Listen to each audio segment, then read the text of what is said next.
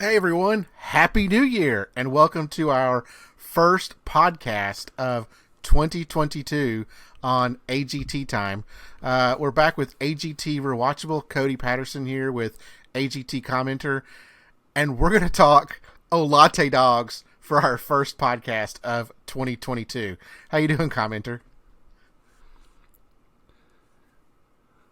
I'm doing well. I can't think of a better way to kick off 2022 than talking about Cody's all-time, unopposed, no doubter, bar none favorite act in the history of America's Got Talent.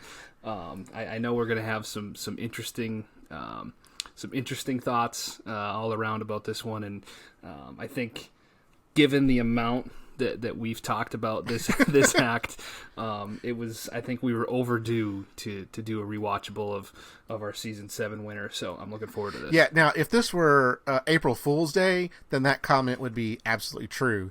Because I'm not going to say that they're my favorite. I'm going to say most controversial winner that we've seen, or one of. We probably have a second one from season 16. One of the most controversial winners of America's Got Talent in season 7, Olate Dogs. Yeah, I think that's a fair thing to say, and I'm sure we'll talk plenty about that as we go here.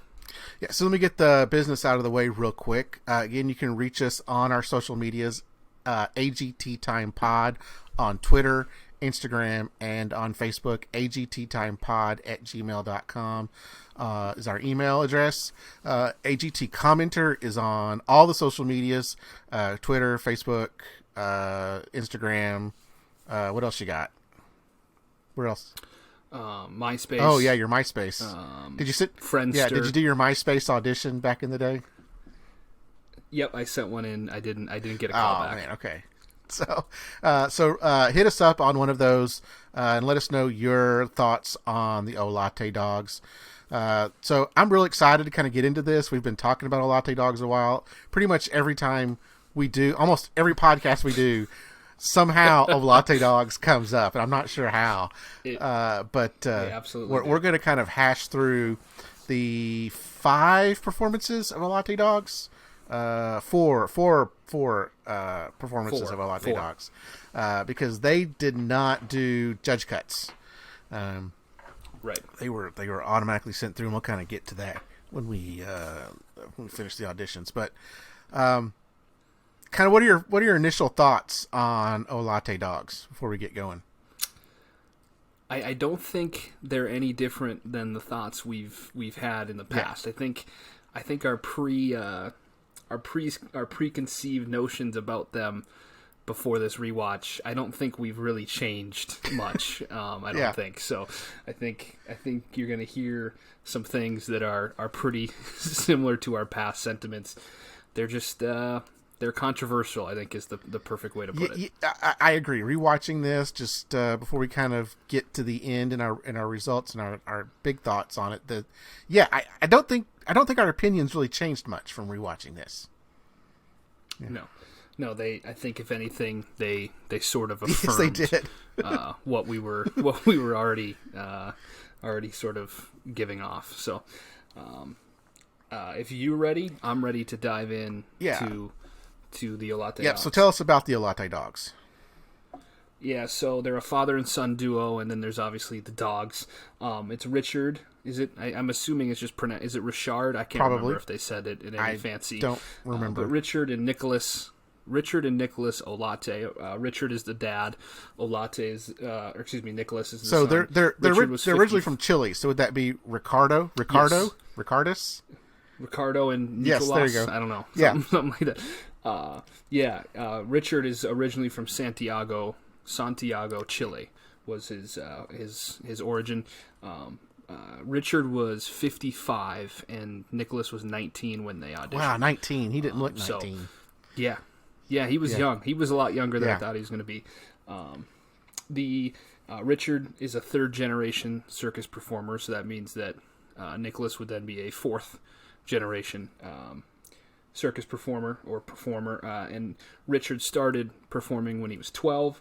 And I think probably the coolest thing about them that we heard throughout this was they were very often used rescue dogs. Yes. Which I think everybody can agree on that the going the rescue route for your dogs and for your animals is always a noble and good thing to do. We went when we got our current dog. We went rescue. We decided to go a little bit older. The dog I had before, I got as at 8 weeks, so we had to go through the entire puppy stage.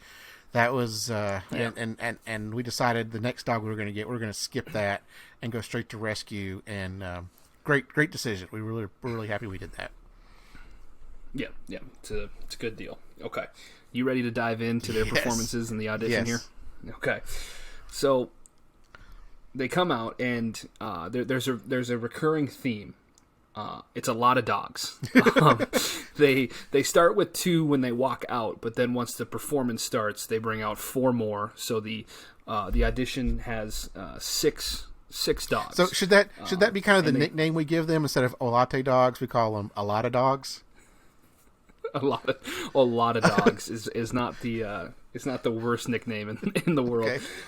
And so these are going to be pretty quick performance descriptions because not a ton happened and they're pretty simple. So this one, they start with a big flag, and I love this big flag. It's a great flag. And they bring one dog out, and they're spinning the flag, and the dog's jumping over the flag. And then the dog gets up on the hind legs, and it's doing the jumping and the walking, and everybody loves that. Then the wheelbarrow trick is what I would call it, but one dog gets on the front legs, so basically like in a handstand, and then another dog comes behind and kind of holds its hind legs up, and then they walk, kind of like you would do with a human, where you would like hold their legs and they would crawl on their hands, and it looks like a wheelbarrow. Then we get to the conga line, which is a classic move. You get about 3 dogs in the conga line. Then I think this dog is kind of the star of the show, at least for the first audition. This is the dog that did the big flag and the hind legs jumping. Now this dog is going to do some jumping of rope, little jump rope, and then some back flips to finish. And that's the big finish, is the back flips, and that's the audition.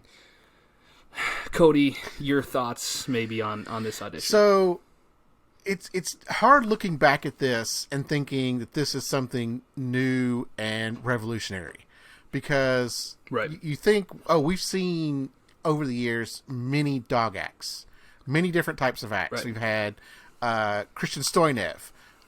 We had recently like the Savitska cats and Alexander Cote and some of these other types of dog, Sarin Hero.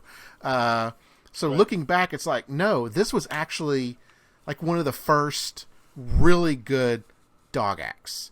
In previous seasons 2 and 3, there were some animal acts that just weren't good. We've covered those. Jay and I have covered those on our rewatches. The best that I could find in earlier seasons was Christian Stoynev. He's categorized as an animal act, even though he's kind of a hand balancer. He's categorized as a animal act. He went through on his audition, got cut in judge cuts from season 2, and then we had also the Popovich Comedy Pet Theater, which was also an animal act. So, but this was kind of the first one that was big. They were organized. They actually did tricks. So it was new. Everyone was shocked at how good they actually were. When they come out in their audition and you're watching this, it's amazing seeing what these dogs can actually do. Now, looking back, 9 years later, we've seen dog acts, and it's like, well, if you kind of compare them to others, how good are they? But at the time, it was really, really good. But we've seen dogs do backflips. We've seen dogs do jump over things. We've seen them jump over a flag, do jump rope. So, kind of comparing this act, or kind of watching this act, it's not a wow act. It's wow in that, yes, it was new, but it's really not. I've seen dogs do tricks before, not on America's Got Talent, but just in general, and it was just like, okay, they're great because they're organized and they're actually doing tricks, but it doesn't feel like it's anything revolutionary. Yeah, I think that's accurate. And I think the thing about this audition, I think it's their best performance of the season because it's the most original performance of the season. What we're going to find from here on out is this is basically a recycled act 3 more times with a sprinkle in of new things here, and it's I don't know, it's just it's a good first audition. I scored it as a 4.2. You scored it as a 4.2. Right, or did you score it? I scored it a little bit higher, 4.4. 4.4. Yeah. So we're on similar pages there. I think the backflips were an awesome trick. Yeah. I think the conga line was a great trick. Like, there's some good dog tricks and animal tricks in here. The problem is this is kind of the peak for at least for me of their season, and we're 3 minutes into their season and they've peaked. Like, I hate when we have an act that makes it super far on this show who was better the first time we saw him than any other time we saw him. Well, we've talked in the last couple of rewatchables that we've done with Ryan Niemiller and the Clairvoyants that I usually rate their auditions a little bit higher than some of the others because it's the first time we've seen them. The excitement's still there. We haven't really seen the repetitiveness yet of it. But with Ryan and the Clairvoyants, they did different things each week. Ryan didn't tell the same jokes every week. But we see some of these other performances, say like hand balancers or aerialists, those types of things. They almost do the same thing every week. But when you're seeing a variety thing such as dogs, where there's six or so dogs on the stage, you want to see them do different tricks, and we don't really see that as we move throughout the season. Yeah, 100%. Judge comments at the auditions. Howie says, "I've never seen a dog do backflips before. This is the best animal act I've ever seen." Yeah, he says. And I can believe that. This is his third season on the show.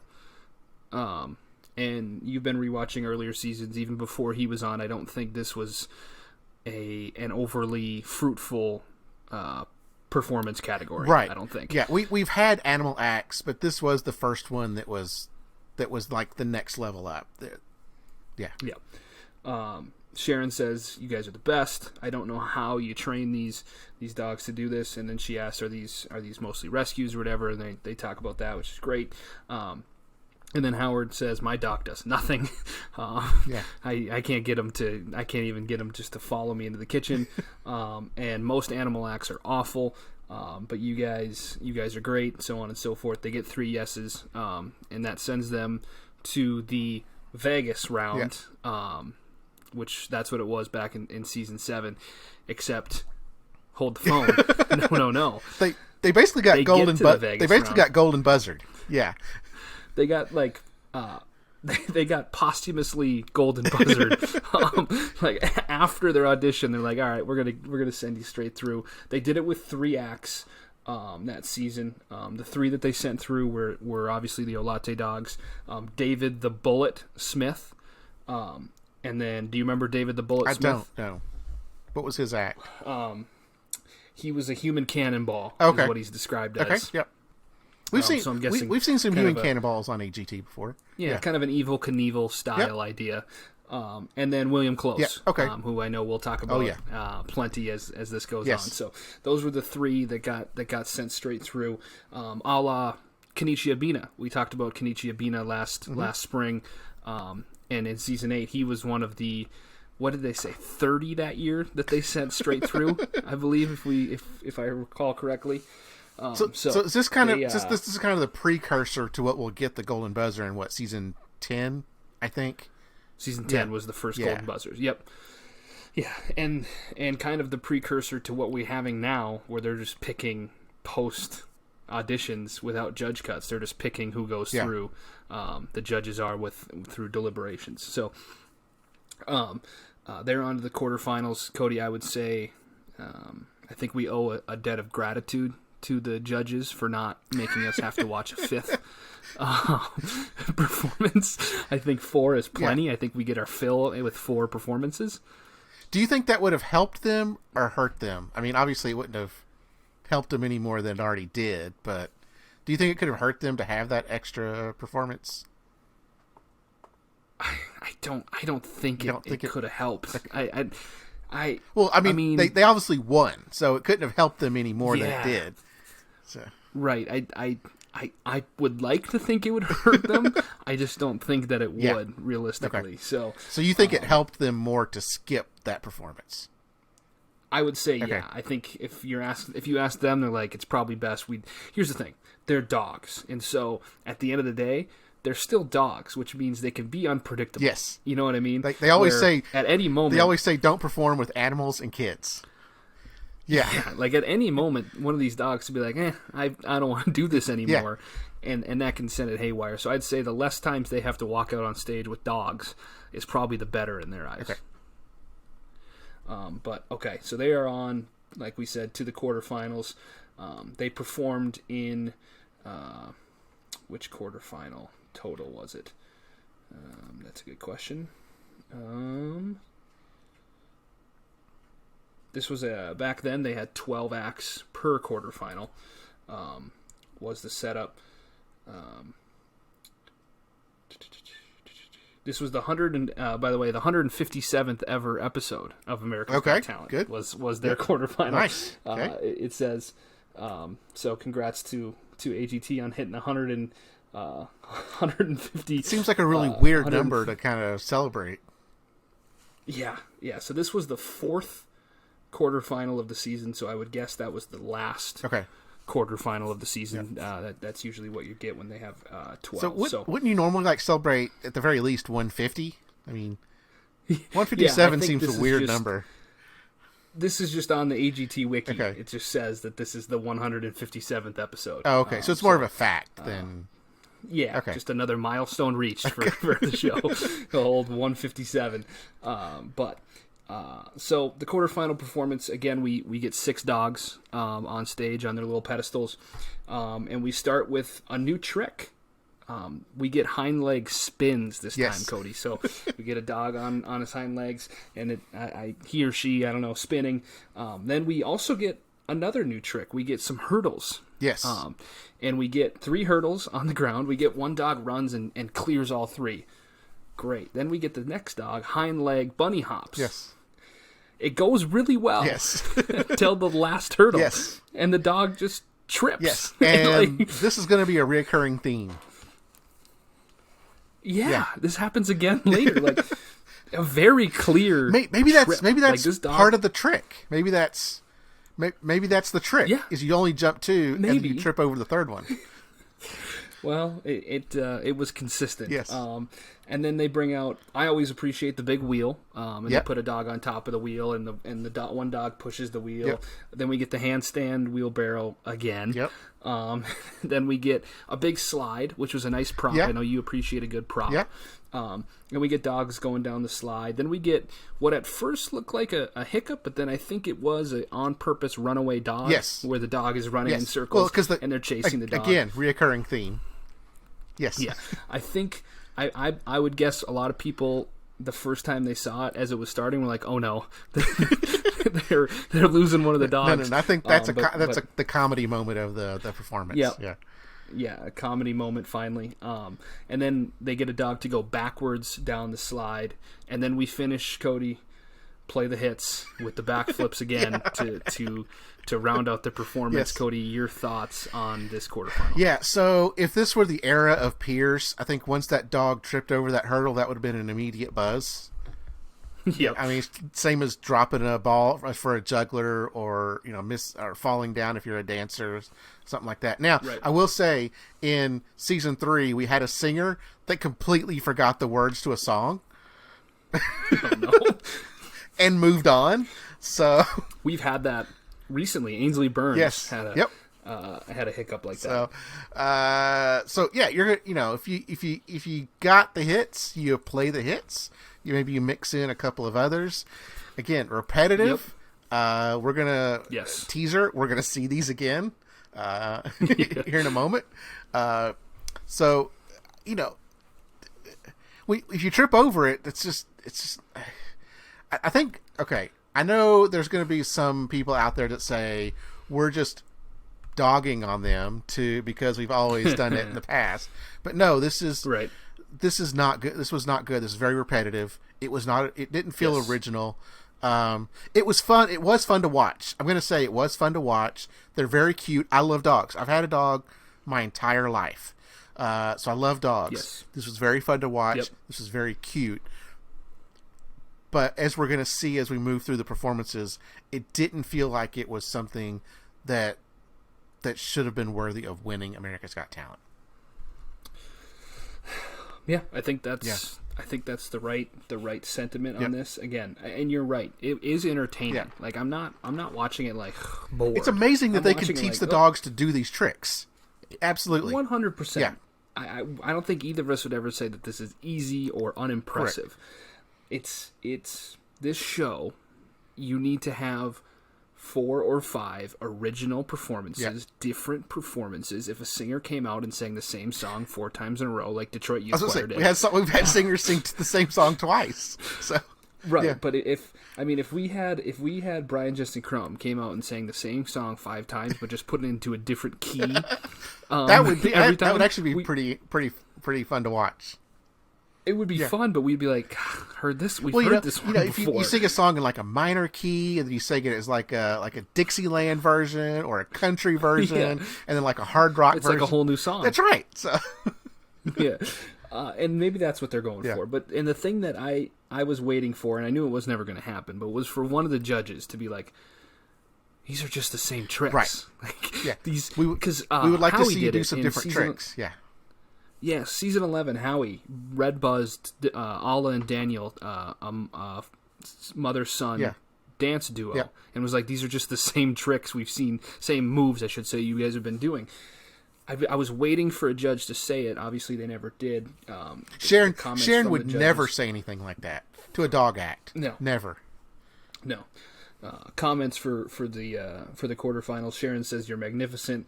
I've never seen a dog act like this. Howie says you're amazing. I want to see it again.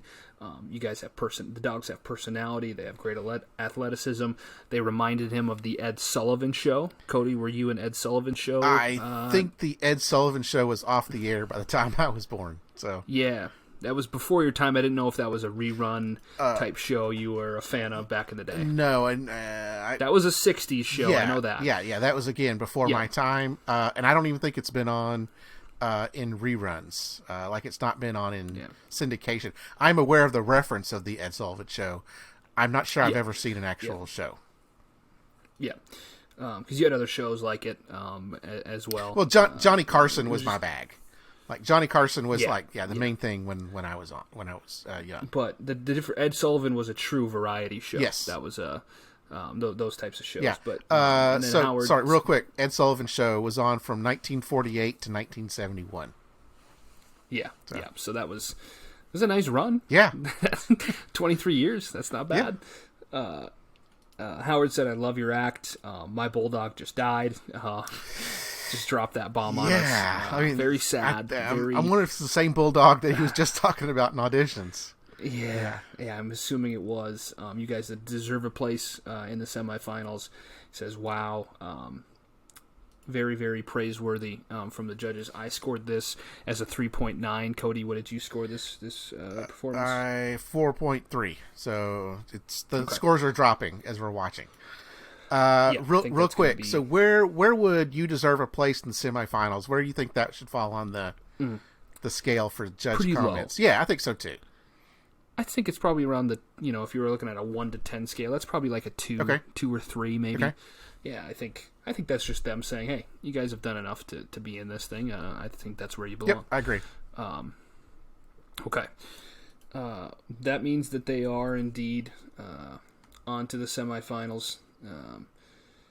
They are going to be in the final semifinal of the season. I want to make sure I got that right. Yeah, weren't they like the very end? Weren't they the very last act of semifinals altogether? Yes, that sounds right. Again, that pimp spot, as we always say, It's the last thing it's on people's minds. They were not. Oh, they were not. They were last in the quarters. Okay. In the semifinals, they were 10th out of 12. Okay. So a little bit. A couple acts after them. If you want, we can actually look at their semifinal. Okay. They had All That was first up that night. All That from season 2 or season 1? Yes, they were back. They were back for season 7. I don't know if you knew this. I didn't remember that. No, I mean I was watching the video and I saw the intro for All That and I'm like, All That that's the same season 1 All That. So it looked like they'd kind of gained a few more members. Yeah. It was same group. You had Sebastian. I don't know if you remember him. I think he was a young mariachi singer. I loved him. Yes. Yep. You had the Magic Puck. You had Clint Carvalho. You had Jacob Williams, Shanice and Maurice Hayes, All Wheel Sports, Tim Hockenberry, the Untouchables, the Olate Dogs, Light Wire Theater, and then you had David Garibaldi and his CMYKs. Okay. Close. David Garibaldi. Is that what I said? What did I say? You said Gary, but that's fine. It's David Garibaldi. Oh yeah, sorry, David Garibaldi. Yeah. Did I say Gary Garibaldi? Whoops. So yeah, that was their semifinal. We'll hear later how he has a little bit of a claim to make about this semifinal. But for their performance, they added a new dog. We had 7 dogs this time, and they start same way they started the audition. We get the big flag and the dog jumping over it. Then we get, wait for it, the jump rope is back, and we get some jump roping. Yep. And then, wait for it, the hind leg spins are back. And then, wait for it, the conga line is back. Okay. Hey, the same thing. We're just taking the same acts from different performances and melding them together. So it's not exactly the same performance, but if you're keeping track at home, this is now the second time we've seen the big flag. Yes. The second time we've seen the jump rope. The second time we've seen the spins. Second time we've seen the conga line. But then, Cody, we get the scooter, which was new. Yes. A great move. We get the scooter. Yep. And then, for the third time, we get the backflips. Okay. Those are back. That's their signature thing, so you got to do that. And then they finish. It's like the Sophie Dossie shooting the flaming arrow with her foot. It's this, right. Yeah, it's their thing. Fair enough. Yeah. Yeah, and then they finish this time with, I know them as called as monkey rolls, is what we call them. But it's 3 people, and so it's the two Olates and then 1 dog. Okay. And they're like running and jumping, yep. And one like drops to the ground and the other one drops over. It's kind of like a figure 8 too, a little bit. Like a leapfrog, but with figure 8 type thing. Right. Yeah. I've always known them to be called monkey rolls, but the same thing. If that's what you know them to be, then welcome to the club. But and that's tweet at us if you know them of a different term. Yes. Out of my count, out of a 1, 2, 3, 4, 5, 6, 7 tricks, 2 new ones. Yeah, that's pretty good. Yeah. 5 repeats. I liked that jumping trick though. I did like that. I agree. That was fun. I thought that was a great addition. Yes. The problem was 5 of the other 6 I had already seen them do before, exactly the same. Cody, your thoughts on the semifinals? Yeah, I mean, adding the scooter, adding in the jumps. I mean, that was fun to kind of see some new stuff. But again, repetitive. We'd seen them do these things before. You got to play the hits, do the backflips. It's Sophie Dossie shooting the flaming arrow. Yep. I don't know. Yeah. If they're going to be this repetitive, we're going to end up being this repetitive That's too, right. I guess. That's right. Hey, Olate Dogs, if you're going to be repetitive, we're going to be repetitive. Yes. Yeah, I don't have a lot else to add. No. The semifinals comments, Sharon says, please vote. I want to see this act again. You guys are gifts. And then she gets very gushy. Yes. And she's like, they're not animals. They're our angels. Yes. These dogs. And I almost vomited. Yeah. When she said that seems like something like what Julianne or Gabrielle would say, right? Yeah. That's right out of the Julianne Hough playbook of profound statements. Howard says, "What a show tonight! You got America has to vote. There's unbelievable expertise," and then he says, "You guys have to be in the finals." Okay, where does that fit on the scale? I think that's sort of in the middle. It's not. Maybe it's not totally egregious. 5 or 6. Yeah, 5 or 6. It's not completely egregious, right? Right. Yep. And then Howie says, "I'm tweeting live right now." Cody, we talked about this was 2012. Yes. So Twitter kind of came on the scene. I think it originated in 09. 08, 09. But this was this was right around when Twitter was starting to be an important part of society. Yes. I think. Yep. Was in the 2011, 12, 13 range. So Howie's like, "Hey, look at me. I'm tweeting live." That's right. He says hip. everybody's just saying, I'm hip. Everybody's I'm modern. just saying, "Wow." Yeah. Everybody on his Twitter feed is just saying, "Wow, wow, wow, America has to vote." And then he says this, Cody, Howie is not immune to saying he loves saying this. Yes. He said, "This is the best semifinals in the history of the show." We just finished about 5 minutes ago talking about who was in the semifinal. Yeah. Does that seem plausible to you? Well, at the time of season 7, they'd had at least 14 semifinals up to that point. Maybe that's about right. 14 semifinals in the history of AGT. Somewhere in there. So it's not that many. And when you think it's not. It's not that many. And maybe we need to look back and rank the semifinals of AGT up to season 7 and see. Yeah. But it's again another one of those that Howie's gotta be very expressive about the episode that night, because every single episode is the best episode they've ever done. Yeah. Which again, you hope that's the case. Yes. Right. You hope the show is trending upwards. Yes. But yeah, that means they're on to the finals. As far as season 7 is going here, they're definitely a favorite, I think, if you're looking back. But I think if you're a lot of people, this is a really good season. And now this was back when finals, so this was a little different. So that we've had 6-person or 4-person finals, but they were never semifinals to. Usually there was another round to trim it again. There was there's like a 10-person final, and then they would do a grand final. They had 12 semifinalists. They had 24 semifinalists. Yeah. They cut 18 of them. They took 3. There was 9 acts that went home in the results show, which I love. Okay. The more the merrier. But so they left us with 6 acts for this finals, Cody, and we talked about beforehand, and we've talked about, I think, a few times recently. This is a really good final. It's a really good final. It's a really good final. There's 5 acts out of these 6 that made that I think are really memorable. Yes, if you ask me. Yep. The night started with David Garibaldi and his CMYKs.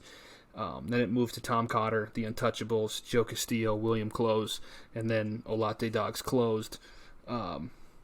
That's a loaded final. Obviously, it helps when there's only 6 because you don't have to have. We didn't need 4 more to potentially make it 4 more acts. Like if you just did a 6-person in like season 11, that's a heck of a finals night too. Like if you look at the kind of the top 6 that season. So, but this is a really good final. Where would this final rank compared to season 11?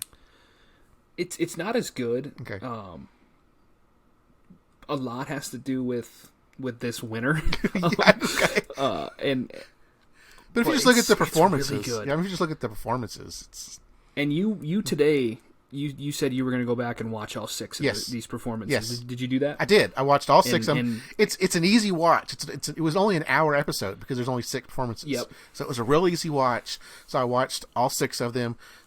David Garibaldi lived up to it. He did a painting of Albert Einstein. So he had his CMYKs dancing around. They did some stuff. He was doing his painting, flipped it over. It's Albert Einstein. Who was next? Then we had... then it was Tom Cotter. Tom Cotter told his jokes. We've talked about Tom Cotter before. We talked to Tom Cotter and his time on AGT. Of course, I still laughed at all the jokes. I still laughed. I've heard him numerous times. Still laughed at him. It's very funny. Then who was next? Then it was the Untouchables. The Untouchables. Those are the one. That's the only one that's really forgettable to me. For some reason, I always forget about them. But watching them again, it reminded me how cute. Like I think Rosie, whatever the little girl. She's real cute. She's real smart. She's got a little sass on her. The dancing, they danced to some song I can't remember. But it wasn't very good. It didn't feel like a finals performance. And then who was next? Then we had Joe Castillo.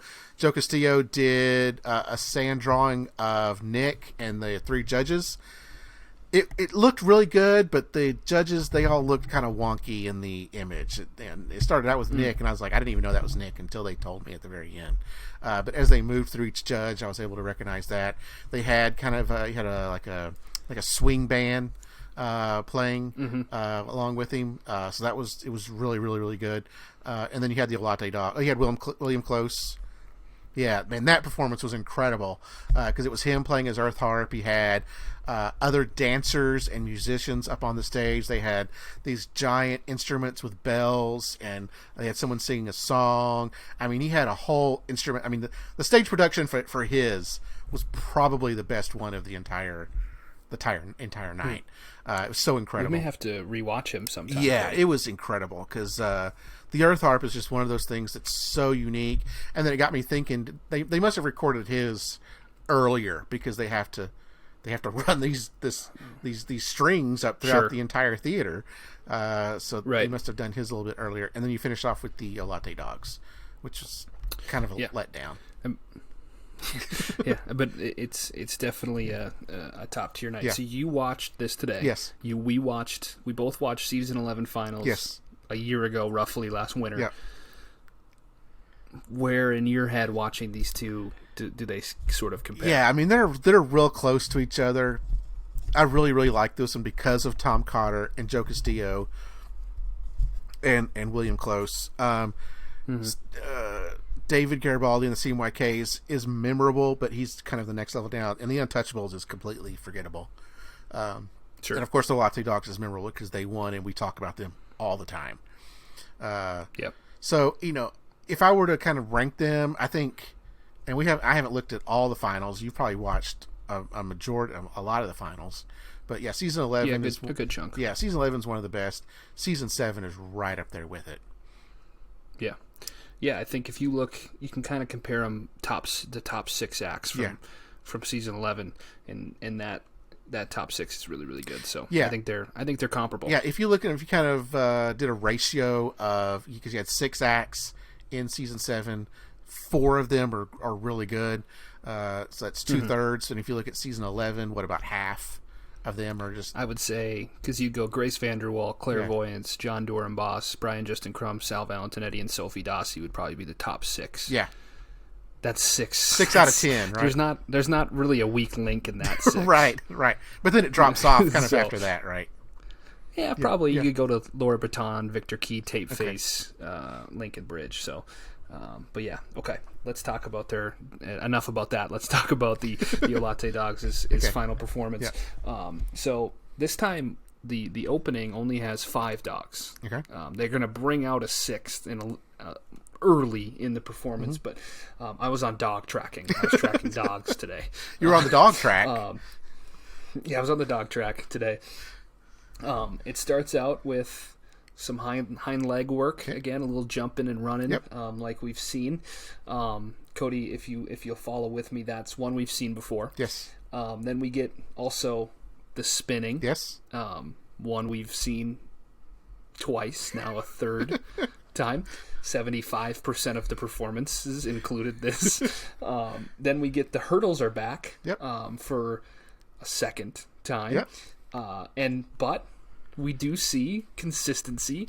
Hurdle 1, hurdle 2, trip on hurdle 3. Yes. Perfect. Yeah. It's like that. Like that's part of the performance.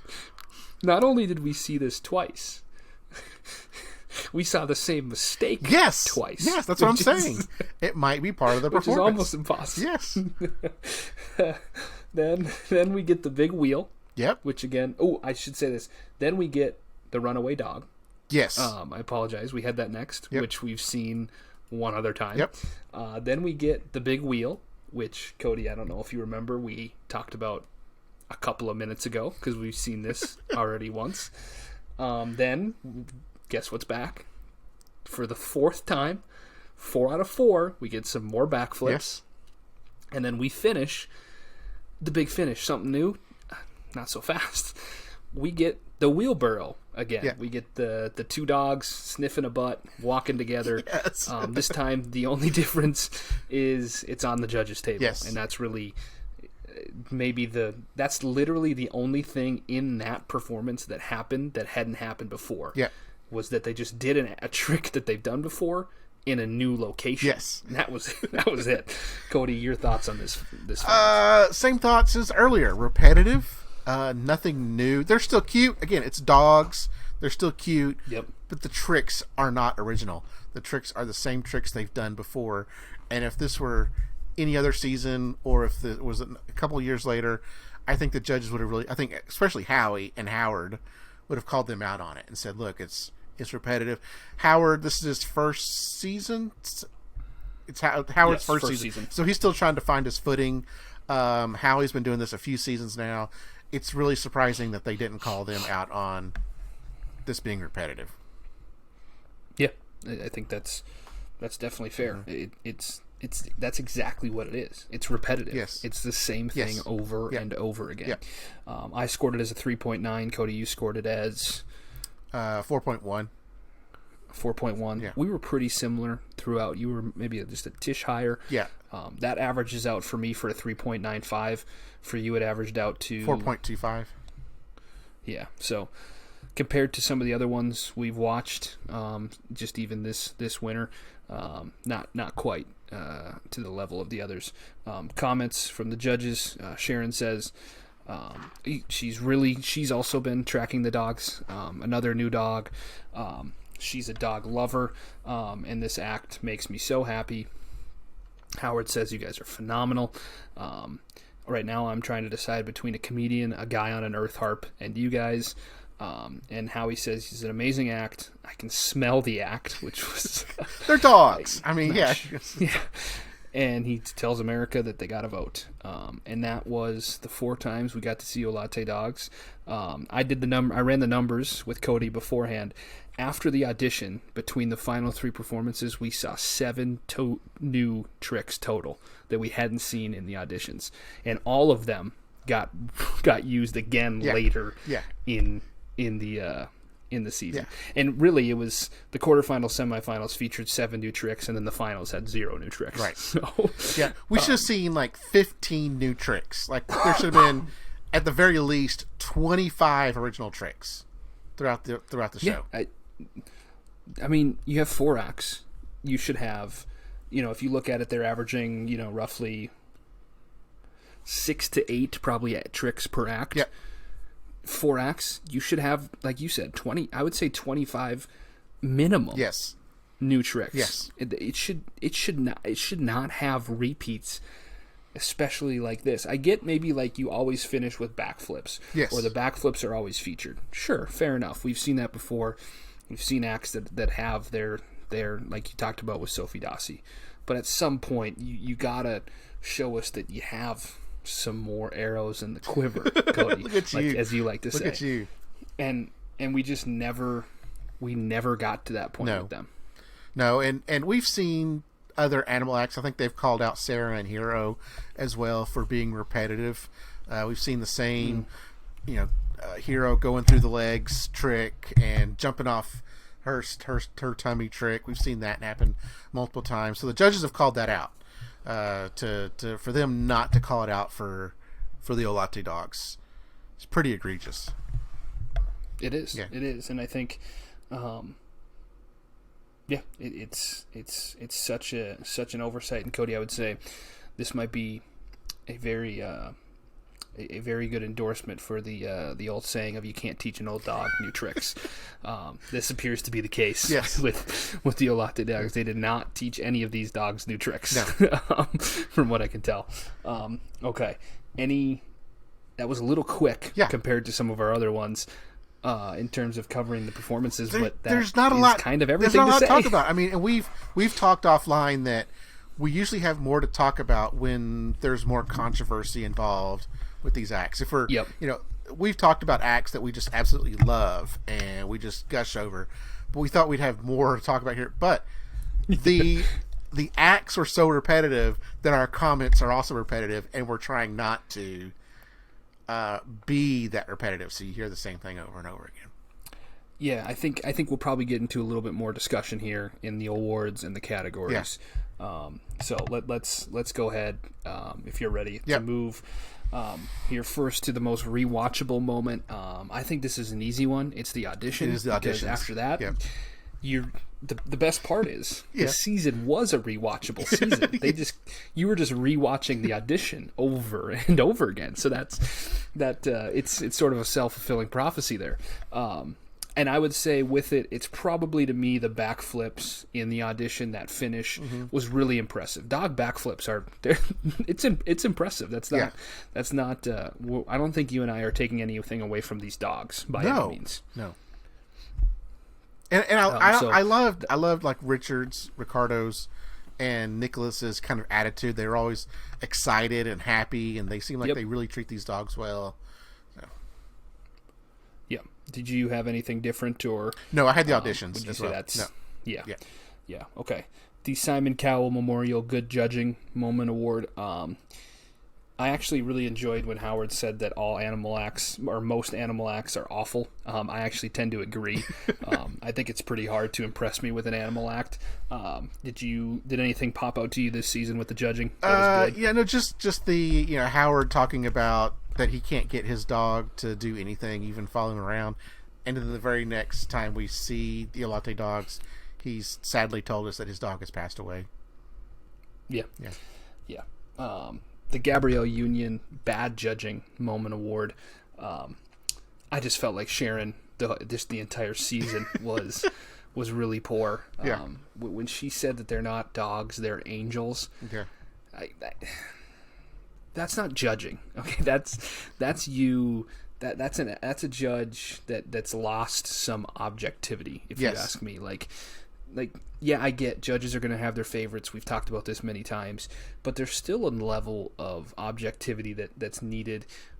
Where this just feels like they're her dogs that she's talking about almost, and that to me, I didn't like that.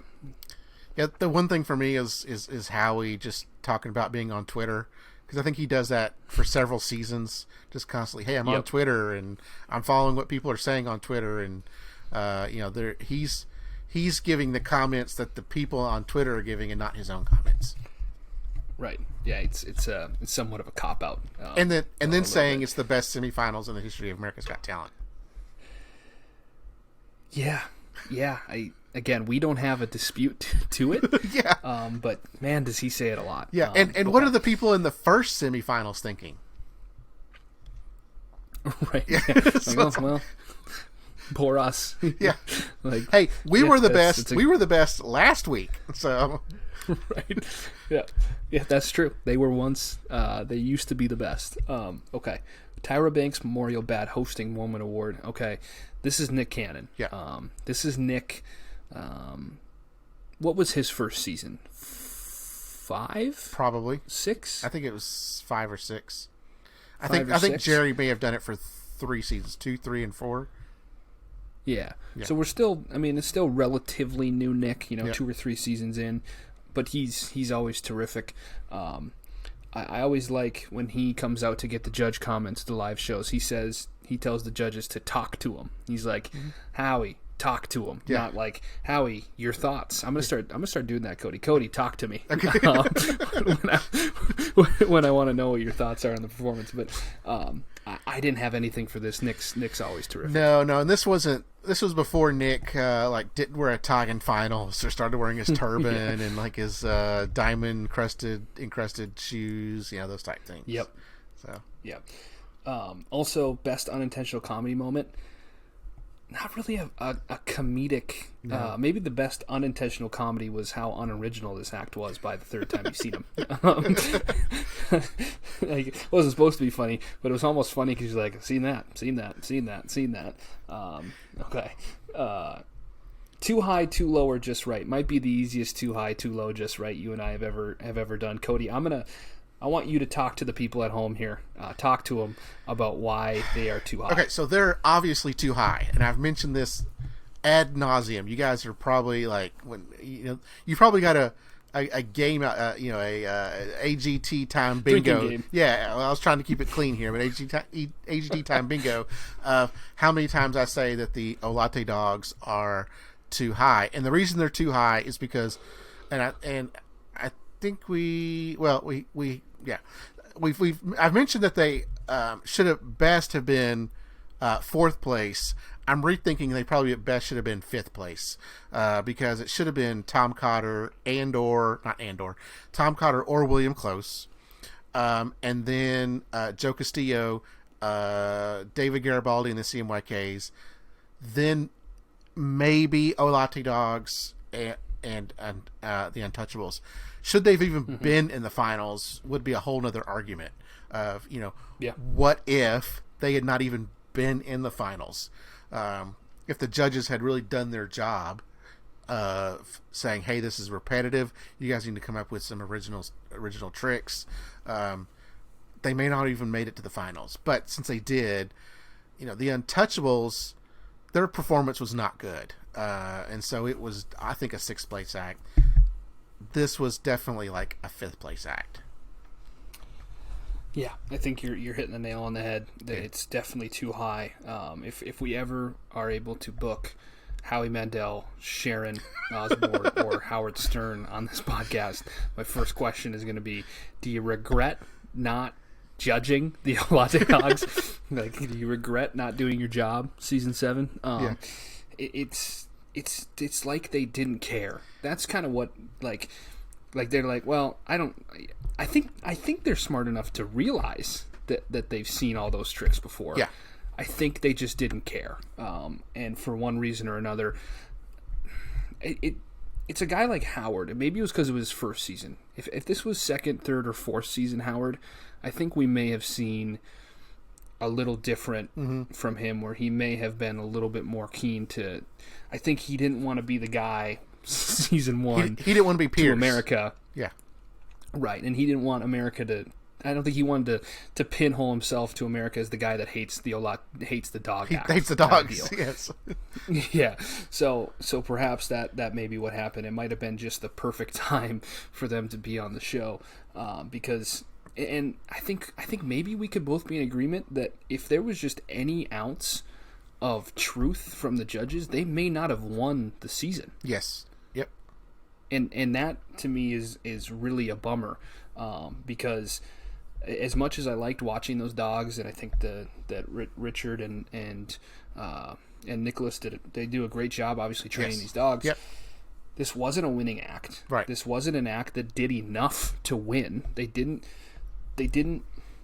It's like they just didn't bother learning anything new, because they just felt like, well, they're just going to keep loving what we do. Yep. Like, they sprinkled in a few new things in that second time we saw them, and I think they were like, well, they didn't seem to care that we did half of this was the same stuff, so let's just keep peppering in the stuff we've already done. But I really do think if we got some judges that cared a little bit about calling them out for doing the same tricks, we may have seen a different winner in season 7. So I agree. I have them too high. I think you're right. They're probably the fifth place in terms of talent-wise this season. Yeah. Okay. Right place, wrong time. I think it was the perfect time. I mean, the perfect time, as we Yes. just talked about. Yeah. You got Howie, who was still somewhat new, but just is. This was Howie has gotten more curmudgeon-y as Yes. we've gotten Yes. more seasons in. Yes. He's, for the first, I would say, half of the time he's been on the show, he was kind of the positive. He was the David Hasselhoff. Yeah, that was the soul patch, deal or no deal Howie at the time. Yeah, 100%. He was getting double income, so he was happy as a clam at this point. And then you had Sharon, who just, I mean, she was a sucker for any dog act, so you already had her. And then you had, as we just talked about with Howard, potentially a judge that was trying to be in the good graces of America for a little bit when he got started. Didn't want to be the guy that ruffled feathers. So, but I think if you're looking at which winners is this act better than, I would say they're better than Kevin Skinner. Yes. And I would say they're better than Landau Eugene Murphy Jr. Oh. And for me, that's it. Okay. I think they are the third worst winner. Okay, yeah, I have them also as the third worst winner, but I have them better than Michael Grimm. Okay. Yeah. I don't mind Michael Grimm, but yeah, I think that's probably fair. But I think third worst winner. It's not a winning act. No. Okay. Walker Run. So this is an interesting one because you talked about how many crappy animal acts had tried and failed. Yes. Basically the first 6 seasons. Yep. So I think I think the Olate Dogs walked. Yes. So act like Sarah and Hero could run. This was the first, like you mentioned, the first time an animal act and a dog act had sort of won the given hearts. some legitimacy. Yeah, Yes. given some legitimacy to the talent category. Yep. And opened the door to that. I think it's kind of the same idea that if we see any success with spoken word poets down the road in the show, you'll be able to look back and go, okay, well, Brandon Leak gave, like, for a long time, I think America wouldn't have given any credence to a spoken word poet on America's Got Talent. You know what I mean? Yeah. Gave some legitimacy to the category. What did you sort of think with this category? Yeah, I agree. I think that, well, and I kind of thought they more ran so others could walk because they won. So, Sure. you know, and others haven't been able to do what Olate Dogs did. Now, Sure. we have seen some good acts like a Sarah and Hero and some others that have come along, but they haven't really been able to have the success. Sarah and Hero finished 5th. What did they finish in their? They did really well because they were also a surprise They in were their a bottom in their 5. season. Okay, they were bottom 5. Okay. Yeah, I'll make sure, But yeah, so we've had other acts come along that just haven't been able to have, obviously, the winning success. But Yep. they've been able to do well in they the were show.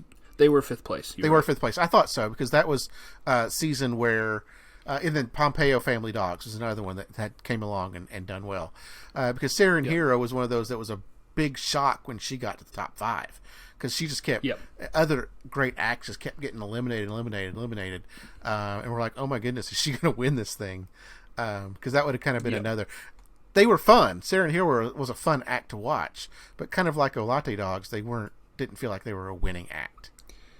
So, yeah, I think if you look back at Sarah and Hero's season, I think there was some surprise that Preacher Lawson fell out of the top 5, and she jumped in. Same, I think, with probably.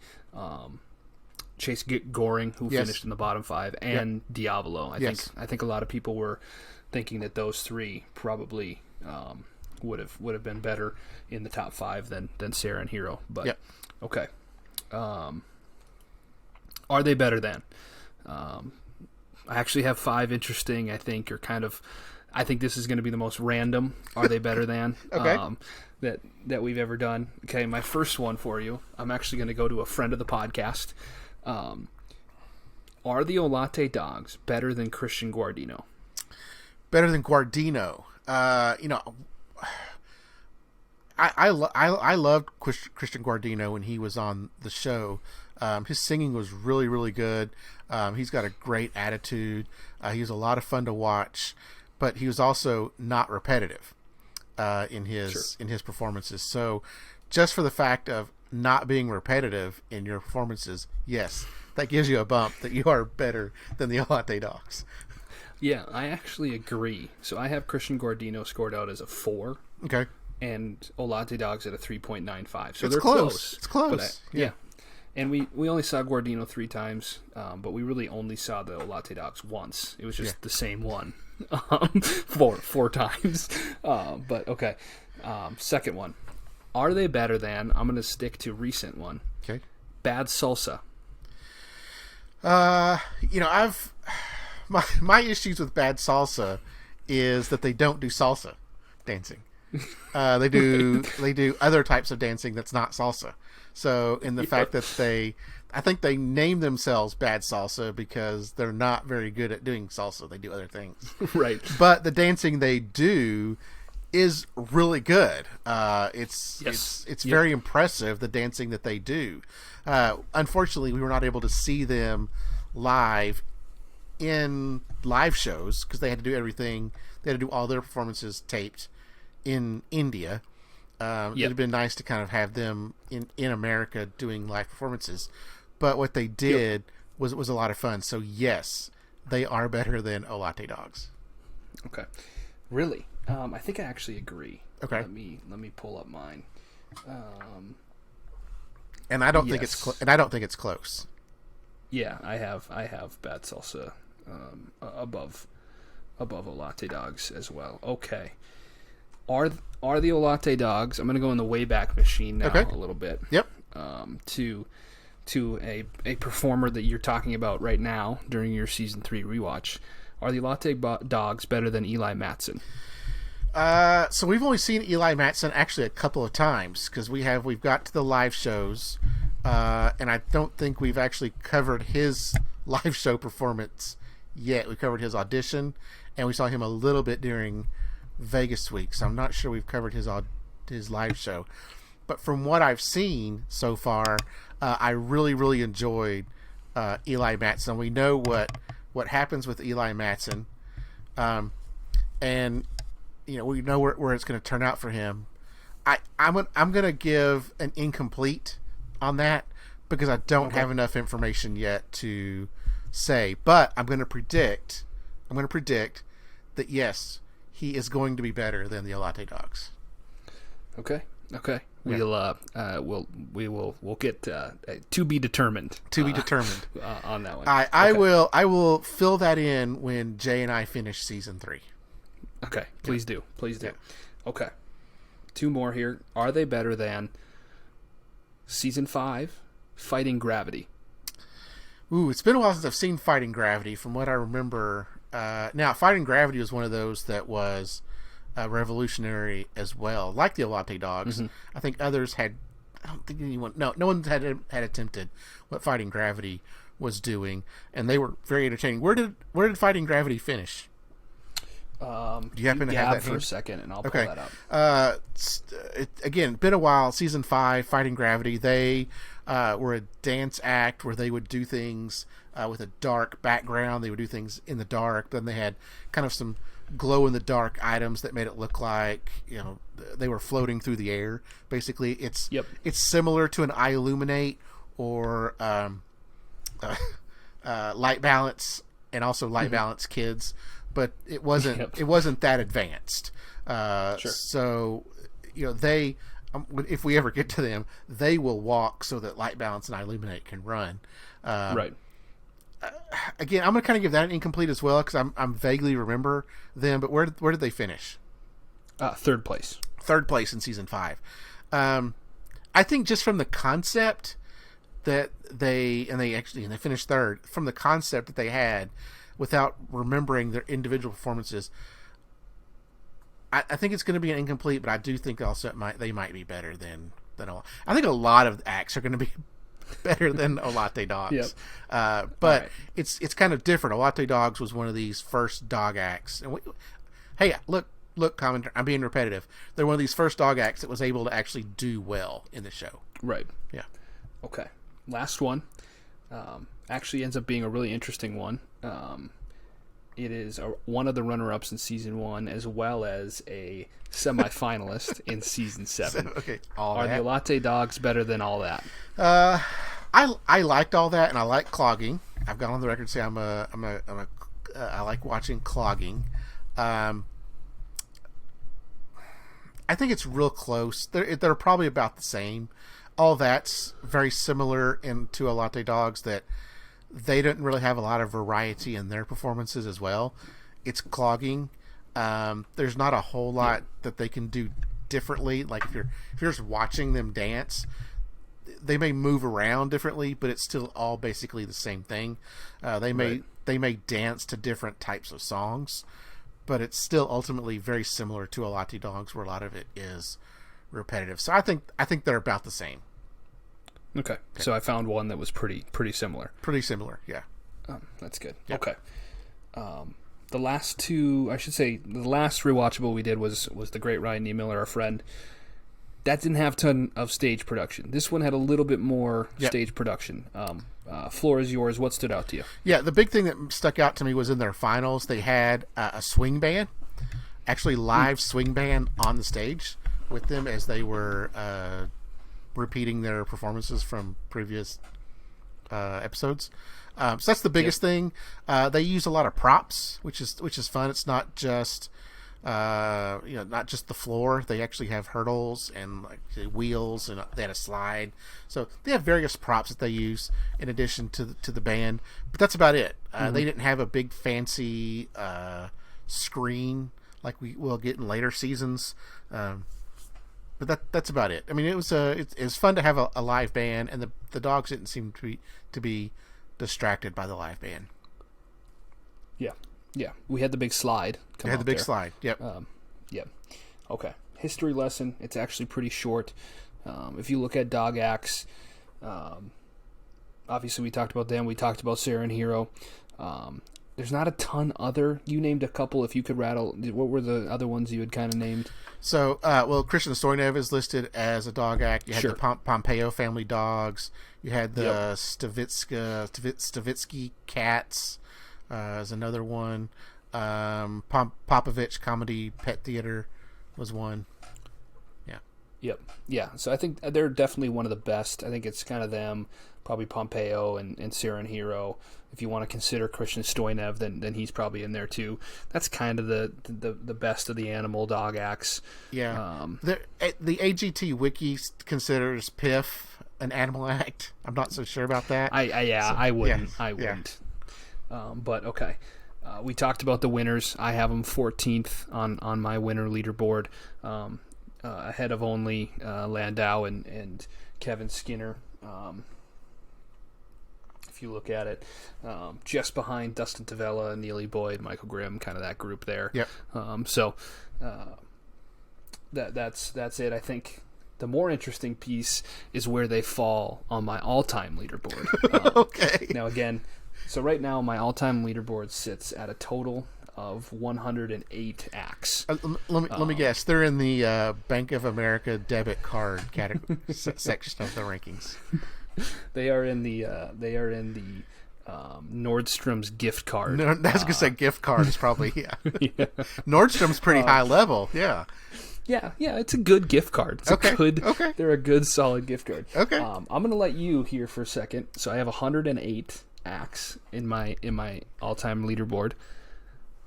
Guess where they sit. Are they higher than 80? No. Okay, so they're lower. Higher as in. Are they higher as in better? Yes, higher as in better. No. Are they better than 80? No. Okay.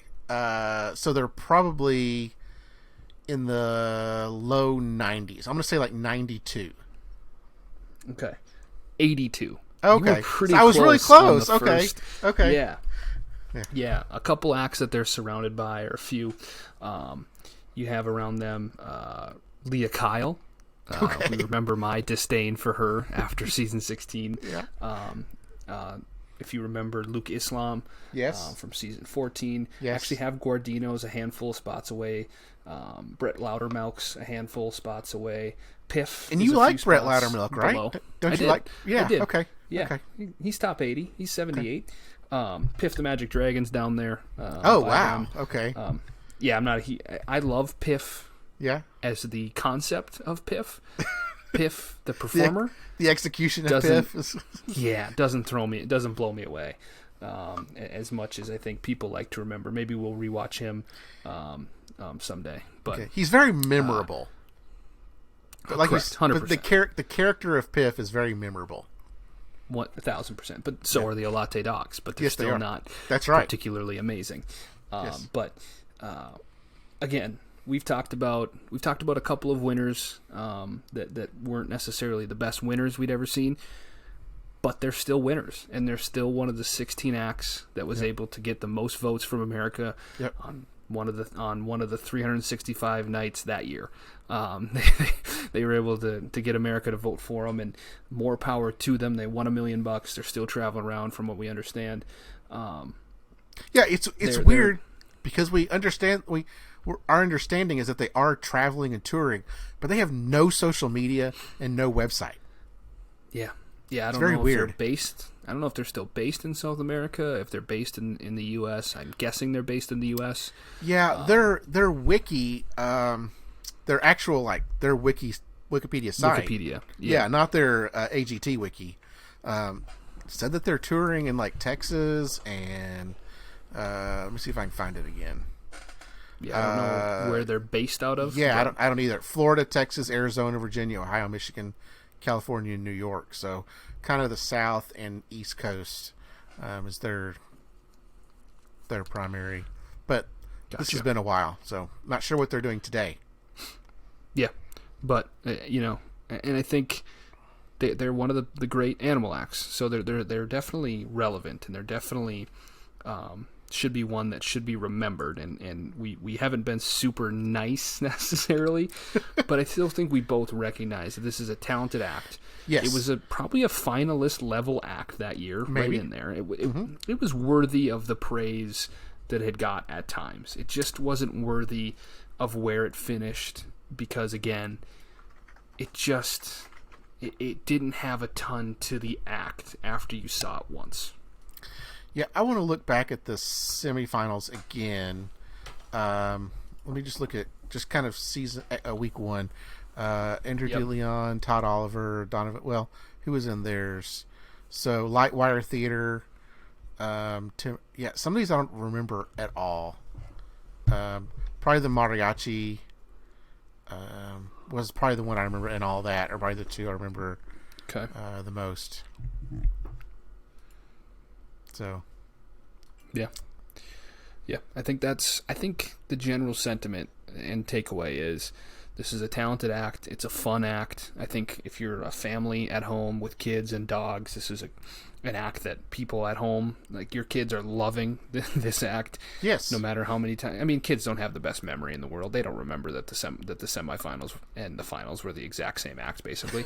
They don't remember that. They just know that there's these cute dogs running around that look like the one they have at home, and they're jumping around and doing backflips and things like that. So I think that part of it, you start to go, how did they win? How did they get more votes than Tom Cotter and William Close and Joe Castillo and so on? There's definitely an appeal to them. People love dogs. Agreed. I love dogs. Yes. I mean, it's and if you could see me at home, it's like humans, dogs, and it's right there. There's a lot of people that have dogs, humans down here. There's plenty of people that would rather spend their whole day with a dog than another human. So it's a winning act in terms of if you're sitting at home and you're like, man, I want to win America's Got Talent. Well, if you can learn how to train dogs and can do it well, which I know is not the easiest thing in the world, but it's a lot easier than trying to teach yourself how to be a world-class singer or magician or things like that. That's a winning formula because it's just like having a really good kid come on the show. It's got a built-in voting pool that you don't have to try and win over because they already love you just because you're on the stage. Yeah. And I think that's it. You already have a chunk of voters that are going to vote for you every time just because it's dogs or just because it's a talented kid. Like we talked about with Ryan Niemiller, he's like, people love talented kids because it's like, this is a kid can do this. My kid is a loser. my kid's a bum that just won't get off the couch. I think that's a real thing, and we've talked about many times. God, I wish people at home, and maybe not like that, but I wish we gave more credence to just, okay, how good are they? It's not Kids Got Talent. It's not 84-year-olds Got Talent. It's not Docs Got Talent. It's America's Got Talent. Who's the most talented? But at the end of the day, as hard as we may try, we're never going to get rid of the sort of the biases that are built in.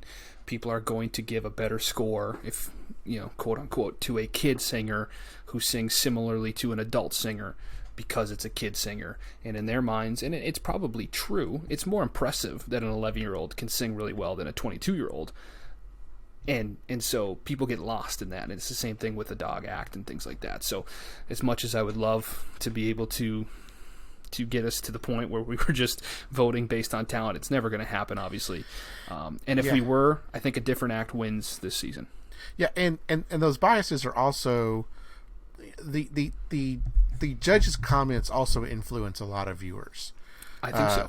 Yeah. So, and I think we saw that in season 16, where we had a kid singer that sang opera, in our opinion, didn't sing it very good, and was able to get to the finals. Team AGT Commenter. She's my favorite act of the season, Cody. So, I mean, what the judges say does influence what the viewers do. And so when the judges aren't doing their job appropriately, then, things like this happens where we get a dog act that was repetitive, mediocre, beats out 3 acts that were two acts that were absolutely original in the Earth Harp and the Sand Artist, and then a world-class, I'm going to give you world-class level comic in Tom Cotter. Yeah. I think you rated him number 1 comic overall. Best comic ever. Yep. And I think we talked last time where I said Ryan Niemiller was better than him. And you almost reached through the monitor and was like, what are you doing? I thought we were on the same page with Tom Cotter. You gobsmacked me with that I did. I love Tom Cotter. Tom Cotter's great. World class. Yep. Friend of the podcast. Yes, absolutely. Friend of the podcast. And hope to have him on again if we can. Be great. Yep. But for the judges not to tell America, hey, or at least tell the Nicholas and Richard, hey, look, what we just saw, we've seen before. You need to come out with some more original type acts. I understand training dogs is hard. It's hard. And when you got 6 or 7 or 8 dogs that you're trying to train, it can be difficult to teach them new acts. I can barely teach mine to sit and lay down. So to teach 8 of them to do backflips or to jump over a human being, I get that it's hard. But in order to be a winning act on AGT, you have to do that. You have to be different each time you come on the stage. You have to show that there's a wide breadth.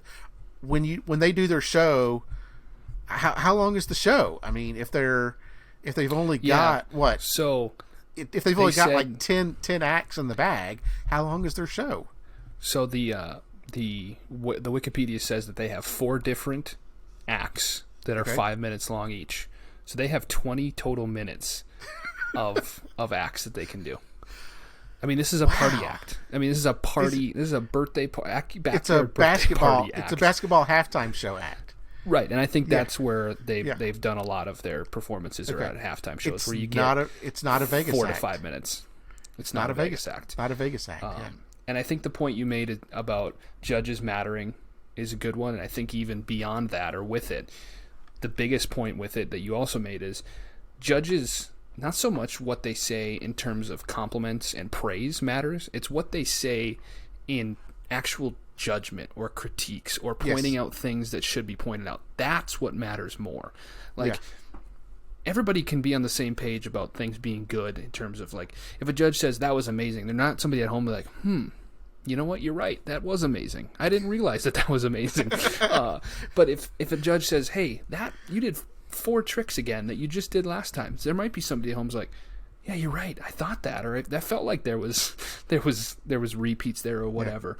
Or you tripped on a hurdle, or you dropped the ball when you juggled that maybe somebody didn't catch at home. Like, those are the types of judging that actually I think has a major impact on the results of a season. And the fact that the judges, there's 3 of them, and none of them clocked it, or at least didn't bother or take the time to mention it because of one reason or another, to me is really it's not acceptable if that's your that's your job.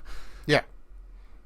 And I wish during the actual season that we had time to come on ahead of time and let people know before they voted, hey, here's what we saw that the judges didn't comment on. Right. At least try and swing as many as we possibly could have. Because if we were recapping season 7 on this show, we would not have let this slide. We would have been like, we've heard this. I mean, we have dragged Detroit Youth Choir through the mud time and again. Yes. And a lot of it has to do because they did the same act in their finals as they did in their audition. Like, that wasn't okay. Like, you shouldn't be able to do that. No. And this is the same type of idea. Okay. Well, I've kind of beaten down the Olate Dogs this time, so I think we've kind of said all there is to say. Yeah, I think we've covered it. Again, we're an hour 20 in, so probably a little shorter than some of our rewatchables, but you can only say so much about the same thing. But again, a winner and a winner. Banners fly forever, Cody, and $1 million is $1 million in their pocket, and so we can sit here and say all the crap we want if they're listening, which I'm sure that Richard and Nicholas are avid listeners of our show. They're sitting there, they're counting their money while we're talking about them. So they're only in year 9 of counting their mony. They still got 31 years to go on that. They're only at 360,000 right now. I think they say you get like 40 a year is what the lump sum, or it's like 40. I think you get 40 a year. I don't think it even equals out to a million, but yeah. So they're in a cool 300K range, and we're sitting here saying that they did the same thing 4 times in a row, and they're like, you guys are morons. We want $1 million, but okay. I think that sort of puts a bow on the Olate Dogs. Anything else you want to throw in before the business? Nothing I've got. So if there's nothing else, I'll go ahead and give the business. Yep, I think this was rewatch number 3. Yes. Of season 2 here. We're hoping to do, or I should say, we're going to be doing a handful more. Like we said before, we're going to have some guests on to rewatch with us. And there's a couple that I'm very much looking forward to coming up here in the new year. So I hope everybody has a safe new year, happy new year, and appreciate all of our listeners out there that listen in 2021. Yeah, absolutely. So just as a recap, Jay will be back next week to start back up our season 3 rewatch. We'll have live show 3 that we'll be recapping, and then live show 4 the week after that, and then Commenter will be back for another rewatchable with our first guest. That's the plan, at least. Please stay tuned. Those plans, we've had plans so far, and we've had to completely throw them out the window because other things come up. We are flexible people. We are absolutely flexible people, so things may change on a whim. But the current plan is, Cody, we are the contortionists of podcasters. We are the contortionists of podcasts, yes.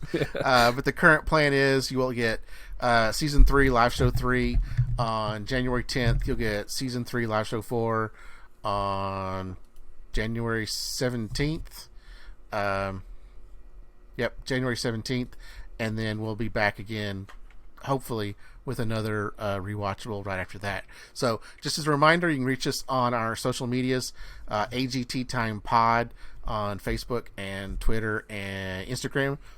I'm on there at Cody L. Patterson. Commenters on there at AGT. Commenter.